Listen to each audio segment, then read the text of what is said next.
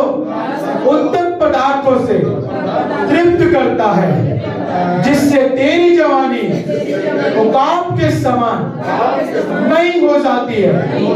यहोवा सब विषयों के लिए धर्म और न्याय के काम करता है। उसने मूसा को अपनी गति और इस्राएलियों पर अपने काम प्रकट किए। यहोवा दयालु और अनुग्रहकारी है, विलंब से कोप करने वाला और अति करुणा में है।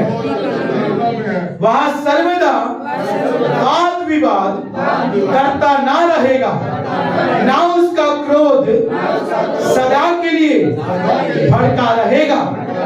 उसने हमारे पापों के अनुसार हमसे व्यवहार नहीं किया और न हमारे अधर्म के कामों के अनुसार हमको बदला दिया है। जैसे आकाश पृथ्वी के ऊपर ऊंचा है,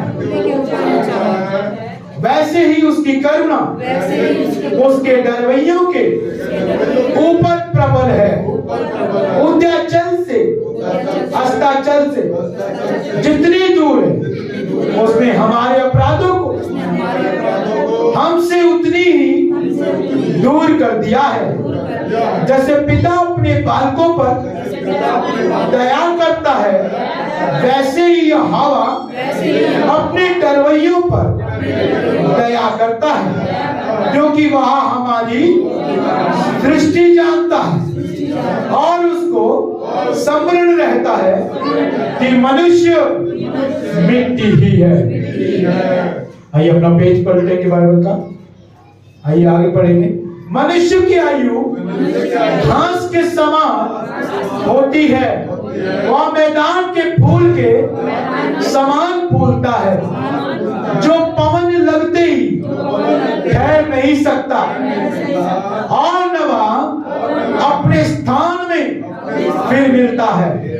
परंतु यहोवा की करुणा उसके डरवैयों पर युग युग और उसका धर्म उनके नाती पोतों पर भी प्रकट होता रहेगा, अर्थात उन पर जो उसकी वाचा का पालन करते और उसके उपदेशों को स्मरण करके उन पर चलते हैं।